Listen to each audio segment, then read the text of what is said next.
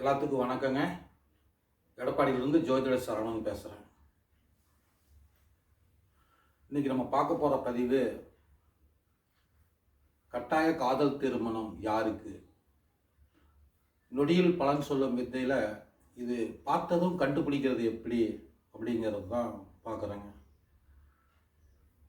ஒரு ஜாதகத்தை பார்த்ததுமே இது கட்டாய காதல் திருமணமா அப்படிங்கிறது எப்படி தெரிஞ்சுக்கிறது அப்படின்னா,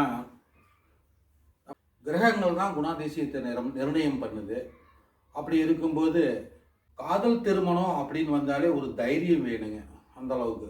அப்படி இருக்கும்போது லக்னாதிபதி ஸ்ட்ரென்த்தாக இருக்கணும். அப்போ தான் அந்த மாதிரியான காதல் திருமணத்துக்கு போவாங்க. அப்போ நம்ம பார்த்ததுமே ஜாதகத்தை பார்த்தோன்னே எந்த லக்னம், லக்னாதிபதி எப்படி இருக்காருன்னு பார்க்கணுங்க. இப்படி நம்ம சொல்கிறது உதாரண ஜாதகத்தோடு சொன்னோம்னா தான் கரெக்டாக இருக்குங்க. ஒரு ஜாதகத்தை வச்சு பேசுகிற மாதிரி பேசினா தான் கரெக்டாக இருக்குங்க. ஏதாவது ஒரு லக்னத்தை எடுத்துக்கணுங்க. இப்போ நம்ம இன்றைக்கி பேசுகிறதுக்கு எந்த லக்னம் எடுக்கலாம், சிம்ம லக்னம் எடுக்கலாங்க. இப்போ சிம்ம லக்னம் இவங்களுக்கு கட்டாய காதல் திருமணம் எப்படி கண்டுபிடிக்கிறோம் அப்படின்னா, குணாதிசயங்கள் தான் முக்கியம். அப்போது சிம்ம லக்னம்னாக்கா சூரியன் தான் வருதுங்க. அப்போ சிம்ம லக்னத்துக்கு சூரியன் வலுவாக இருக்கணுங்க, ஸ்ட்ராங்காக இருக்கணும். அப்போ தான் காதல் திருமணம் ஏற்படும். இப்போ சிம்ம லக்னத்துக்கு சூரியனை லக்னத்திலே போடுங்க, அப்படி வச்சோம்னா தான் கரெக்டாக வருங்க.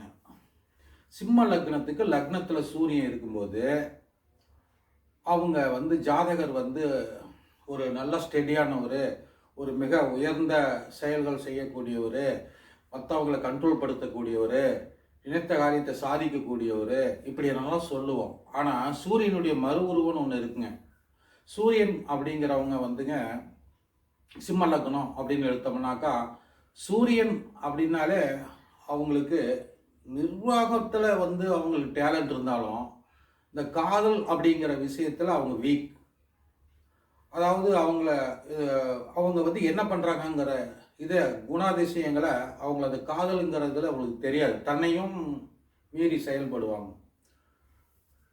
அப்போ அந்த லக்னத்தில் இருக்க சூரியன் என்ன பண்ணுவாருங்க,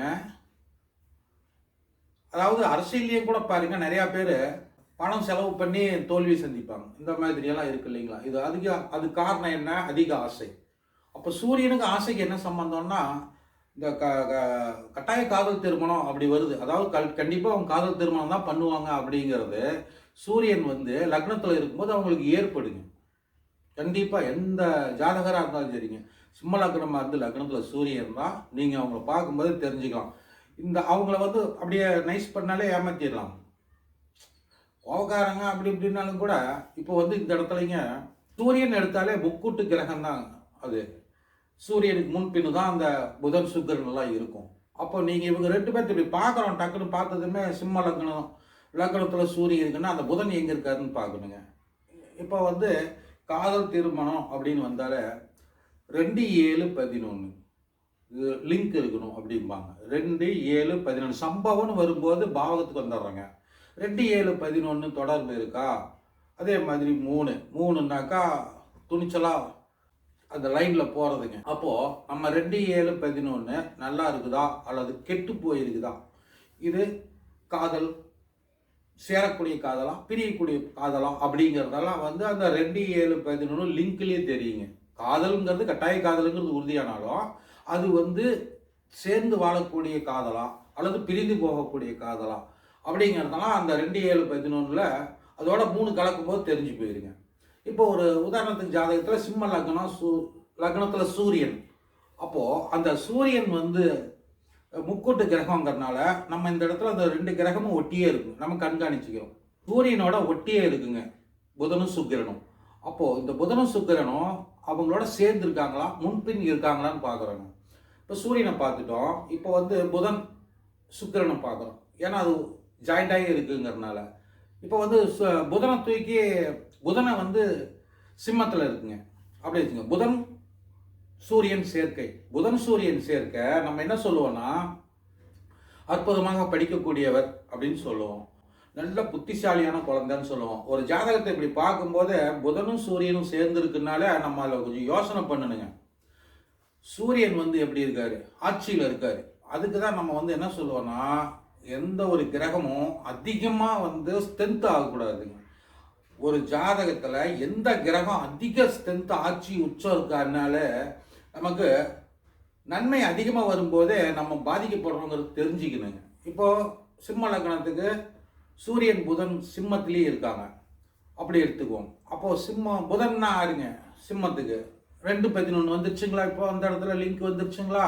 லக்னாதிபதியோட 2-11 லிங்க் வந்துருச்சுங்களா? இப்போ அடுத்தது நம்ம யாரை எடுக்கணுங்க? 7ஆம் இடத்தை எடுக்கணுங்க. 2-7-11 7ஆம் இடத்தை எடுக்கணும். இப்போ 7ஆம் இடம் என்ன யார் வராங்க? கும்பத்துக்கு, இது சிம்மத்துக்கு கும்பம். அப்போ கும்பத்துக்கு அதிபதி சனி பகவான். அப்போது சனி பகவான் வந்து வீக்காக இருக்கணுங்க. ஏன்னா லக்னாதிபதி ஹைலைட்டில் இருக்கும்போது, ஒரு நல்ல ஸ்ட்ராங்கான இடத்துல லக்னாதிபதி இருக்கும்போது 7ஆம் அதிபதி வீக்காக இருக்கணும். 7ஆம் அதிபதி நல்லா வலுத்துருதுன்னு வச்சுங்களேன், அது வந்து காதல் திருமணத்துக்குள்ளே வராதுங்க. லக்னாதிபதி வீக்காக இருக்கணும். அது நல்லா நோட் பண்ணி வச்சுக்கணுங்க. இப்போ லக்னாதிபதினா யாருங்க? கும்ப லக்னத்துக்கு சனி பகவான். அப்போ அந்த சனி பகவானை கொண்டு போய் நம்ம சனி பகவான் என்ன பண்ணுறோன்னா 10ல் 9ஆம் இடத்துல வைக்கிறோம். சனி பகவான் 9, சிம்ம லக்னம் 9ஆம் இடத்தில் சனி. இப்போது 2, 5, 7, 11 சொல்லிட்டாங்களா? சிம்ம லக்னத்துக்கு 5ஆம் அதிபதி குரு. சிம்ம லக்னத்துக்கு 5ஆம் அதிபதி குரு, 7ஆம் அதிபதி சனி. இவங்க 2 பேரும் சேர்ந்து 9ஆம் இடத்துல இருக்காங்க. சிம்ம லக்னம் 9ஆம் இடத்தில் சனி குரு. இப்போ 7-5 லிங்க் பண்ணியாச்சுங்க. இப்போ 7-5 9ஆம் இடத்துல சேர்ந்துருக்காங்க, பாக்கியஸ்தானத்துல சேர்ந்துருக்காங்க. இப்போ அந்த செவ்வாய் எங்க இருக்காருன்னு பார்க்கணுங்க. இப்போ அந்த செவ்வாய் வந்து பாக்கியம் நல்லா இருந்தால் தான் பெற்றோருடைய பேச்சை கேட்டு குழந்தைகள் நடக்கும். இப்போ அந்த இடத்துல நம்ம அந்த பாக்கியாதிபதி என்ன பண்ணுங்க, நேர் ஆப்போசிட்டில் பாகிஸ்தானத்துக்கு 8ஆம் இடத்துல போட்டுருணும். அப்போ போட்டோம்னு வச்சுங்களேன், பாக்கியம் ஸ்ட்ரென்த்து குறைஞ்சிரும். இப்போ செவ்வாய் எங்கே கொண்டு போட்டாங்க? விருட்சகத்தில் போட்டோம். அப்போ விருட்சகம் என்ன ஆகுதுங்க? 4ஆம் இடம். தாய் தந்தை தான் செவ்வாய் பகவான் சிம்ம லக்னத்துக்கு. இப்போ 4 செவ்வாய் உட்காந்துட்டாருங்க. நேர் அதுக்கு 8ஆம் இடத்துல சனி பகவானும் குருவும் இருக்காங்க. நல்லா ஞாபகம் வச்சுக்கோங்க. மேஷத்தில் சனி பகவானும் குருவும் இருக்காங்க. அதாவது 7-5க்கு அதிபதிங்க. அவங்க வந்து 9ஆம் இடத்துல இருக்காங்க. இப்போ இங்கே சூரியன் புதன் லிங்க் ஆயிடுச்சு. இப்போ 2-11 லக்னாதிபதியோட லிங்க் ஆயிருக்கு. அதே மாதிரி 5-7 அவங்க 9ஆம் இடம் பாகிஸ்தானத்தில் இருக்காங்க. 2 பேருக்கு தொடர்பு இல்லை. இப்படியே இருந்துட்டா பிரச்சனை இல்லைங்க. ஆனால் இந்த இடத்துல தான் 3 சுக்கிரனை பார்க்கணும். முக்கூட்டு கிரகம் தாங்க எல்லா வேலையும் செய்யுது. முக்கூட்டு கிரகங்களை பார்த்தாலே ஒரு மனிதனுடைய குணாதிசயங்களை ஈஸியாக தெரிஞ்சுக்கலாம். முக்கூட்டு கிரகங்கள். அப்போ அந்த சுக்கிரனை என்ன பண்ணுறாரு? சுக்கிரனை ராகுவோட சேர்க்கணும். அப்படி சேர்த்தோம்னா தான் அப்படி சேர்த்துருக்கும் போது தான் நமக்கு டக்குன்னு தெரியுங்க. பார்த்ததுமே ஒரு நொடியில் பலன் சொல்கிறது எப்படி அப்படின்னா, அந்த சுக்கிரன் தான் முழுக்க முழுக்க ஒரு மனிதனுடைய மாயைக்கு கொண்டு போய் தள்ளுறதே அவரு தான், சுக்கிரன். இப்போ சுக்கிரன் ராகு. இப்போ சுக்கிரன் எங்கே இருப்பாருங்க? சிம்மத்துக்கு ஒன்று கடகத்தில் இருக்கணும் அல்லது மிதுனத்தில் இருக்கணும். ஐனசைனம் போகஸ்தானத்தில் இருக்கிறதா வைங்க. அப்படி இருந்ததுன்னா தான் நமக்கு காதல் திருமணத்துக்குள்ள டக்குன்னு வரும். இப்போ நம்ம என்ன பண்ணிட்டோங்க? சிம்ம லக்னம், லக்னத்தில் சூரியன் புதன், 12ல் சுக்கிரன் ராகு, 9ல் குரு சனி. இப்போ 7-5 தொடர்பு வந்துருச்சுங்க. அதே மாதிரி இந்த இடத்துல லக்னத்துக்கு 2-11 லக்னத்தில் தொடர்பு வந்துருச்சு. இப்போ சுக்கிரன் என்ன பண்ணிட்டாருங்க? 3ஆம் இடத்துக்கு அதிபதி அந்த ராகுவோட சேர்ந்துட்டாரு. இப்போ ராகுவோட சுக்கிரன் சேரும்போது நம்ம என்ன பண்றோம்னாக்கா, அவங்க கொஞ்சம் ஜாலி கேரக்டர் அப்படின்னு நம்ம முடிவுக்கு வந்துடுறாங்க. அப்போ இந்த முக்கூட்டு கிரகத்துக்குள்ளேயே எல்லாமே அடங்கியது பாருங்க. 2ஆம் அதிபதி லக்னாதிபதியோட சேர்ந்துட்டாரு, 3ஆம் அதிபதி ராகுவோட சேர்ந்துட்டாரு. 3ஆம் இடம் வந்து தாங்க ஒரு செயலை துணிஞ்சு செஞ்சு பார்த்துடலாங்கிறது. மாயை, சுக்கிரன் ராகு மாயை, இவங்க 2 பேரும் சேர்ந்துட்டாங்க இல்லையா? அப்போ இவங்க 2 பேரும் சேர்ந்து 12ஆம் இடத்துல இருக்கும்போது, 12ஆம் இடத்துக்கு அதிபதி ஏதோ ஒரு இடத்துல இருக்குதுன்னு வச்சுக்கோங்க. சந்திரன் 12ஆம் இடத்துக்கு அதிபதி சந்திரன். இப்போ சந்திரன் வந்து 11லேயே போடுறோன்னு வைங்க. அதாவது சந்திரனை எங்கே வைக்கலாம்னா 11லேயே வச்சுக்குவோம். அப்போது 3-11 தொடர்பு வந்துடுதுங்க. இப்படி அதாவது முழுக்க முழுக்க முக்கூட்டு கிரகத்தை தான் பேசிகிட்டு இருக்கிறாங்க. முக்கூட்டு கிரகத்தில் இந்த புதன், சுக்கிரன், சூரியன் இவங்க தொடர்பு எப்படி இருக்குன்னு தெரிஞ்சுக்கிட்டோம். இப்போ தெரிஞ்சுக்கிட்டாங்களா? இப்போ 12ஆம் அதிபதி தன் வீட்டுக்கு 12க்கு போயிட்டாருங்க. அப்போ 12ஆம் இடம் வந்து வீக்கு. அந்த இடத்துல சுக்கிரன் ராகு வந்து உட்காந்துட்டாங்க. ஒரு கிரகம் வந்து வீக்கானாலே சந்திரன், அப்போ அவங்களுடைய மனம் வீக்கா இருக்குன்னு அர்த்தம். ஏன் மிதுன ராசின்னு வந்துருது இல்லை. இப்போ மிதுனத்தில் தூக்கி போட்டோமா, மிதுன ராசின்னு வந்துருது இல்லை. அப்போ என்ன ஆகும்? சந்திரன் தன் வீட்டுக்கு 12ல் இருக்கும்போது ஜாதகருக்கு 11. ஆனால் 12ஆம் இடத்துக்கு 12ஆம் இடம் 11ஆம் இடம். ஐனசயன போகஸ்தானத்தில் கை வச்சிருவாருங்க. காதல் திருமணம் இருக்கும், ஆனாலும் ஒரு நல்ல நெருக்கம் சீர்குலையும். கொஞ்சம் 12ஆம் இடத்துல தூக்கி போட்டோம், நம்ம டிராபிக் மாறி போயிடக்கூடாதுங்க. பார்த்ததும் பலன் சொல்கிறது தான் போயிட்டுருக்கோம். அப்படி இருக்கும்போது இப்போது லக்னத்தில் புதன் சூரியன், ஆப்போசிட்டில் 9ஆம் இடத்துல குரு சனி. இப்போ இவங்க 2 பேர்த்த எப்படி லிங்க் பண்ணுறது அப்படிங்கிறது தான் இப்போ நம்ம பார்க்க போகிறோம். அப்படி பார்க்கும்போது 9ஆம் இடத்துல இருக்கக்கூடிய சனி பகவான் வந்து எங்கே பார்க்குறாருங்க? 10ஆம் பார்வையாக 6ஆம் இடத்தை பார்க்குறாரு. 6ஆம் இடம் வீக்காக இருக்கிறது பரவாயில்லைங்க. அப்போ தான் வந்து அவங்க யாரும் கேள்வி கேட்க மாட்டாங்க. பார்த்தீங்களா, 6ஆம் இடத்தை சனி பகவான் பார்க்கும்போது ஜாதகருக்கு கொண்டாட்டம் வந்துடும். இப்போ வந்து 3ஆம் பார்வை எடுத்துக்கோங்க. சனி பகவான் 3ஆம் பார்வை எங்கே பார்க்குறாரு? 11ஆம் இடம் மிதுனத்தை பார்க்குறாரு. அப்போது 7ஆம் இடத்துக்கு அதிபதியும் 5ஆம் இடத்துக்கு அதிபதியும் சேர்ந்து 11ஓட தொடர்புக்கு வந்துட்டாங்க. பார்த்தீங்களா, 11ஆம் இடத்துக்கு அதிபதி இங்கே லக்னத்தில் கனெக்ட் ஆகிட்டாரு. இப்போ 2, 5, 7, 11 தொடர்பு வந்துருச்சுங்களா? இப்போ இதில் இன்னொன்று என்னன்னு கேட்டிங்கன்னா, இந்த முக்கூட்டு கிரகங்களை வச்சு தான் நம்ம மற்ற கிரகங்களை இழுக்கிறோம். நம்ம பார்த்ததுமே தெரிஞ்சுக்கணும்னா, லக்னாதிபதி ஸ்ட்ராங்காக இருக்காரா? ஒரு மனிதன் வந்து தடமாறி போகிறான்னு வச்சுக்கோங்க, பெற்றோர் பேச்சை மீறி திருமணம் பண்ணுறாங்கன்னு வச்சுக்கோங்க, லக்னாதிபதி லக்னாதிபதி ஒரு பகை வீட்லேயோ அல்லது ஒரு சம வீட்லேயோ நட்பு வீட்லேயோ இருக்கும்போது நம்மளுடைய பெற்றோருடைய பேச்சு கட்டுப்படுவாங்க, புரிஞ்சுக்குவாங்க. அவங்க போய் ஆட்சி உச்சம் ஆனாங்கன்னு வைங்களேன், அவங்க யார் சொன்னாலும் கேட்க மாட்டாங்க, எனக்கு தான் எல்லாம் தெரியும்பாங்க. அப்போது லக்னாதிபதியை எடுத்துக்கிட்டோம், எந்த லக்னமாக இருந்தாலும் லக்னாதிபதியை எடுத்துக்கிட்டோம். லக்னாதிபதி இந்த நான் இப்போ சொல்கிறேன்னு வச்சுக்க, சிம்ம லக்னத்துக்கு ஆட்சியில் இருக்காருங்கும் போது தன்னிச்சையாக எடுத்துக்குவாங்க முடிவு. இப்போது இந்த சூரியனை பொறுத்த வரைக்கும் காரகத்துவம் எப்படி எடுத்துக்கிறதுனா, அவங்க இப்போ ஒரு ஜாதகத்தை கொண்டு போய் நம்மகிட்ட கொண்டு வந்து காட்டுறாங்கன்னா, ஆரம்ப குழந்தை காலம், படிக்கும் காலம், சிறு குழந்தையாக இருக்கும்போதெல்லாம் காட்டுவாங்கன்னா, லக்னாதிபதி சூரியன் ஆட்சியில் இருக்காரு, அப்பா நல்லா சூப்பராக டெவலப் ஆவார் அப்படின்னு தான் நம்ம எடுப்போம். சூரியன் எடுக்கும்போதே காரகத்துவத்தையும் நம்ம பார்க்கணுங்க. உத்தியோகத்துக்கு கரெக்டுங்க, ஆனால் இல்லற வாழ்க்கைக்கு தடத்தை மாற்றி விட்டுருவாருங்க. ஏன்னா சனி பகவான் வந்து தன்னுடைய மனைவி போலவே வேலை செய்கிறவங்கள வித்தியாசம் தெரியாமல் போனவர் இல்லைங்களா? அந்த மாதிரி அதெல்லாம் நம்ம அந்த கிரகங்களுடைய காரகத்துவம் வந்துங்க இவ்வளோதான் அப்படின்னு ஒரு கணக்கே கிடையாதுங்க. நம்ம சௌரியத்துக்கு எப்படி வேணாலும் எடுத்துட்டு போக முடியாது. புராண கதைகளை எடுத்துகிட்டு வந்து பார்க்கும்போது நமக்கு அது தெரியுங்க. இங்கே இப்போ காலபுருஷனுக்கு 5ங்க சூரியன், ஏன் கொண்டு வந்து அங்கே வச்சுருக்காங்க 5 அப்படின்னு சிந்திக்கிறோம் இல்லைங்களா? அப்போது சூரிய பகவான் வந்து நிர்வாகத்தை வந்து சிந்திப்பாங்களே வெளியே, இந்த மாதிரியான காதல் விஷயங்களில் வீக் ஆகிடுவாருங்க. ஸ்ட்ராங்காக கோவக்காரனாக வேணா இருக்கலாங்க, கோவம் புத்திசாலி தினமும் தான் கொண்டு போய் எங்கள் காதலுக்கு விடும். அதனால தான் நான் இப்போ என்ன சொல்கிறேன்னா, பார்த்ததும் பலன் சொல்கிறதுக்கு லக்னாதிபதி ஸ்ட்ராங்காக இருக்காரா, நொடியில் பலன் சொல்லும் வித்தை. லக்னாதிபதி ஸ்ட்ராங்கு, 7ஆம் அதிபதி வீக்குனால காதல் திருமணம் வரும். ஆனால் தொடர்பு இருக்குனுங்க. இப்போ பாருங்க, நான் லக்னாதிபதி எங்கே கொண்டு போய் போட்டாங்க? நேசத்தில் போட்டிருக்கேன். இங்கே லக்னாதிபதி ஆட்சியில் போட்டிருக்கேன். இப்போ இவங்களை கனெக்ட் பண்ணுறதுக்கு என்ன பண்ணிட்டேன், புதனை கொண்டு வந்து சூரியனோட போட்டேங்க. இப்போ சுக்கிரன் அதோட கனெக்ட் பண்ணுறது, சுக்கிரன் ராகுவையும் 12ஆம் இடத்துல வச்சிருக்கேங்க. இந்த முக்கூட்டு கிரகத்தை கவனிச்சிங்களா?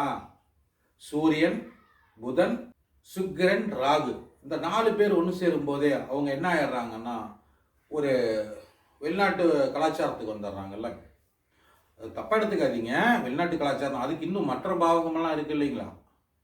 9ஆம் அதிபதி ஆட்சி ஆயிடுறாரு இல்லைங்க. அப்படி இருக்கும்போது நம்ம கொண்டு போய் வெளிநாட்டு கலாச்சாரம்னு சொல்ல, பெற்றோர்களை மீறி திருமணம் செய்துக்கிறாங்க. அந்த மாதிரி வருது. இந்த முக்கூட்டு கிரகத்தை பார்த்ததுமே தெரிஞ்சுக்கலாம். கொஞ்சம் நிறைய ஆனால் படிக்கணுங்க, நிறைய படிக்கணுங்க. இப்போது கிரகங்களுடைய காரகத்துவத்தை எல்லாம் எப்படி தெரிஞ்சுக்கிறது அப்படின்னு பார்த்தீங்கன்னா, இந்த புராண கதையெல்லாம் படிக்கணுங்க. கிரகங்கள் பேசுகின்றன அப்படின்னு ஒரு புஸ்தகம் இருக்குங்க. லோனோ தமிழ்வாணன் ஐயா எழுதின புஸ்தகம். பழைய புஸ்தகம் தாங்க. மூல நூல்களில் இருக்கிறதையெல்லாம் எடுத்து நமக்கு புரியணுங்கிறதுக்காக புராண கதையாக சொல்லியிருக்காங்க. புராண கதையாக அவங்க சொன்னது உண்மையோ பொய்யோ, ஆனால் ஜோதிட பலனுக்கு இந்த காரகத்துவம் எடுக்கிறதுக்கு நிறைய அதில் இருக்கும், கொட்டி கிடக்கு. கிரகங்கள் பேசுகின்றன அப்படின்னு சொல்லி ஒரு புஸ்தகங்க. அந்த புஸ்தகத்திலிருந்து நிறைய எடுத்தோங்க. எப்படி எடுக்கிறோன்னா, சனி பகவான்னா யாரு, சூரியன்னா யாரு, இந்த 9 கிரகங்கள்னா யாரு, பிரம்மதேவனுடைய கனெக்டட் வருங்க இந்த கதையெல்லாம். அதை வந்து நம்ம கிரகங்கள் பேசுகின்றனங்கிற அந்த புஸ்தகத்தையெல்லாம் படித்தோன்னு வைங்களா, நமக்கு இந்த காரகத்துவம் எடுக்கிறதுக்கு ஈஸியாக இருக்குங்க. இப்போ காலபுருஷனுக்கு 5ஆம் இடம், 5ஆம் இடம்னா சிந்தனையை குறிக்கக்கூடியது. இப்போ அந்த இடத்துல ஆட்சியாக இருக்காரு சூரியன்னாக்கா, அந்த 5ஆம் இடம் எந்த பாவகமாக வருதோ அந்த பாவத்தினுடைய காரகத்துவம் சிறப்பாக இருக்கும். ஆனால் 5ஆம் இடம் காதல் சொல்லுது இல்லைங்களா, அதனால தான் சொல்கிறேன். இப்போ நான் நொடியில் பலன் சொல்கிறது எப்படிங்கிறது இந்த முக்கூட்டு கிரகத்தை பார்த்ததுமே தெரிஞ்சுக்கணுங்கிறதுக்காக ஒரு உதாரணத்துக்காக தான் இந்த லிங்க் பண்ணியிருக்கிறேன். ஏன்னா புரியணும்ல, பார்த்ததும் டக்குன்னு தெரிகிறதாக புரியணும்ல. அதுக்கப்புறம் மற்றது சாரத்துக்குள்ளெல்லாம் போகும்போது அந்த காதல் திருமணம் பெற்றோர்கள் ஆதரிச்சிட்டாங்களா அல்லது ஆதரிக்கலையா அல்லது பிரிஞ்சிட்டாங்களா அப்படிங்கிறதெல்லாம் வந்து சாரத்துக்குள்ளே போகும்போது தெரிஞ்சிருங்க. சாரத்துக்குள்ளே போகும்போது சம்பவங்கள் தெரியும். ஆனால் கட்டாய காதல் திருமணம் பண்ணுவாங்களாங்கிறதுக்கு குணாதிசயம் போதும். சம்பவங்களுக்கு தொடர்பு 2-7-11 தொடர்பு இருக்கா அப்படிங்கிறது தொடர்பு. 3ஆம் இடம் எப்படி இருக்கு, குணாதிசயங்களை சொல்லும்போது 3ஆம் இடம் தான் ரொம்ப முக்கியம். 3ஆம் இடம் இப்போ சுக்கிரன் சொல்லிட்டாங்கல்ல, அவங்க வந்து அங்கே 12லயே உட்காந்துட்டாங்கல்ல, அதனால் 12ஆம் இடம்ங்கிறது காலபுருஷனுக்கு 4 வருது, சுகஸ்தானமாக வருது. அவங்களுடைய சுகங்கள் அப்படி தான் இருக்கும், விதி. அதுக்கு பேர் தான் காலபுருஷங்கிற அட்டவணையில் 4ஆம் இடத்துல சனி, இந்த 4ஆம் இடத்துல சுக்கிரன் ராகு அமர்ந்துட்டாங்க. சுக்கிரன் ராகு இவருக்கு அயனசயன போகஸ்தானம். அப்படி இருக்கும்போது உங்களுக்கு வந்து அந்த காதல் திருமணம் பார்த்ததும் தெரிஞ்சிருது. முழுக்க முழுக்க நான் இங்கே கொண்டு வந்து இணைச்சிருக்கிறது என்னன்னா, முக்கூட்டு கிரகம் தான் இணைச்சிருக்காங்க. திருப்பி திருப்பி ஏன் சொல்கிறேன்னா, அதை இதையும் எல்லாம் பேசி குழப்பமாயிடக்கூடாதுல்ல. முக்கூட்டு கிரகம் தான் இதில் முழுக்க முழுக்க மூல காரணமாக எடுத்திருக்கு. சூரியன், சுக்கிரன், புதன். இதே வந்து உங்களுக்கு லக்னாதிபதியோட 2-11 கனெக்ட் ஆகிடுது. 3ஆம் இடமும் அதே மாதிரி ராகு கூட கனெக்ட் ஆகிடுது. ராகு கூட சுக்கிரன் ராகுனாலே நீங்கள் வந்து ஜாலி டைப்பான மனிதர் மட்டும்தான் எடுத்துக்கணுங்க. தவறு ரைட்டுங்கிறதெல்லாம் நீங்கள் தப்பான அர்த்தத்துக்கெல்லாம் போகக்கூடாதுங்க. சனி ராகு, சுக்கிரன் ராகு பொறுத்த வரைக்கும் ஜாலி டைப் மனிதர் அப்படிங்கிறது மட்டும்தான் எடுத்துக்கணுமே வெளியே அவர் வந்து ராமனா ராவணனாங்கிற முடிவுக்கு போகக்கூடாது, டக்குன்னு போகக்கூடாது. அங்கே அது வேற மேட்டருக்கு போகும். சுக்கிரன் ராகு பொறுத்த வரைக்குங்க ராமனுடைய குணமா ராவணனுடைய குணமா அப்படிங்கிறதெல்லாம் வந்து துல்லிய ஆராய்ச்சிக்குள்ளே போகணுங்க. காதல் திருமணமாங்கிற சப்ஜெக்டுக்குள்ளே மட்டும்தான் நம்ம பேசிகிட்டு இருக்கோம். சுக்கிரன் ராகுன்னா ஒரு ஜாலி டைப் கேரக்டர் உள்ளவர்கள் அப்படிங்கிறது மட்டும்தான் நம்ம எடுத்துக்கணுங்க. எடுத்ததுமே நம்ம சுக்கிரன் ராகு பார்த்ததுமே தப்பாக கணக்கு போட்டக்கூடாதுங்க. இப்போ காதல் திருமணம் வந்துருச்சுங்க. இந்த இடத்துல காதல் திருமணம் எடுத்துக்கலாம். அப்புறம் சார்த்துக்குள்ளே போகும்போது நிறையா கொஞ்சம் துல்லியமாக போகணுங்க. பார்த்ததுமே தெரிஞ்சுக்கலாம் இந்த ஜாதகருக்கு கட்டாய காதல் திருமணம் அப்படிங்கிறது தெரிஞ்சுக்கலாம். முக்கூட்டு கிரகத்தை பார்த்துட்டோம், அதோட 7ஆம் இடத்துக்கு அதிபதி 5ஆம் இடத்துக்கு அதிபதியும் கனெக்ட் ஆகிறத பார்த்துட்டோம் இல்லைங்களா. 5ஆம் இடத்துக்கு அதிபதி கரெக்டாக லக்னத்தை பார்க்குது, எங்கே 9ல் இருந்து நேராக லக்னத்தை பார்க்குது. உங்களுக்கு ஏதாவது டவுட் இருந்தால் கமெண்ட்ஸ் கொடுங்க, கேளுங்க, சொல்கிறேன். உங்களுக்கு ஏதாவது டவுட் இருக்குண்ணா, நான் முழுக்க எடுத்திருக்கிறது இப்பவும் சொல்கிறாங்க, இந்த 3 கிரகத்தை தான் எடுத்திருக்கேன். இதோட சனி குருவையும் கொண்டு வந்து லிங்க் பண்ணியிருக்கேன். ஈஸியாக புரிஞ்சிக்கும், பார்த்ததும் டக்குன்னு புரிஞ்சிக்கலாம். அதுக்காக தான் இது சொல்லியிருக்கேன். ஏதாவது டவுட் இருந்தால் கேளுங்க, லைக் பண்ணுங்கள், சப்ஸ்கிரைப் பண்ணுங்கள். நன்றிங்க, வணக்கம். குருவே சரணம்.